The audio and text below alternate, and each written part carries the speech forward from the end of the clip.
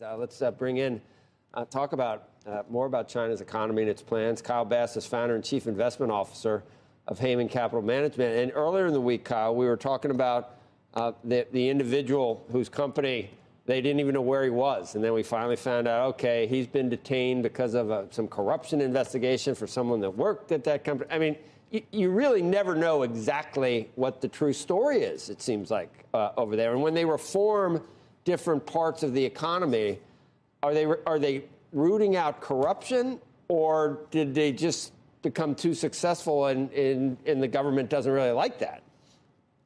Yeah, Joe, in listening to Eunice, what we just saw her, she was talking about how Yi Gang, the central banker, is out, Li Hua is out. And basically, when you look at what they did in the 20th Party Congress, what they did was they removed all market technocrats that were in charge of, let's say, properly functioning financial markets.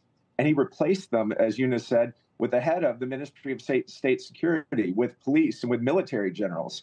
They removed, imagine if we removed the head of the SEC, the head of our central bank, and our Secretary of Treasury all in one move, and replaced them with people from the CIA and people from the state police and people, military generals in charge of missile batteries. I mean, what you saw Xi Jinping do was install a war cabinet. But initially, when you said if we could, you were onto something for a second when you said, but you were replacing them with the wrong people there in this case. No, I'm spoofing. I'm kidding you a little bit. Are you at this point pessimistic, Kyle, about U.S. companies doing business in China? What does it look like a year from now? Is it going to be a totally different world that we're living in, or is it just too much money involved? Yeah, that's a great question, Joe. As you know, you've seen China really amp up their lobbying efforts, both internationally and domestically, paying U.S. lawmakers to try to avoid a ban on TikTok. TikTok is installed on over 100 million U.S., mostly children's phones and adolescents' phones. And that app is basically able to start changing the way our young people think.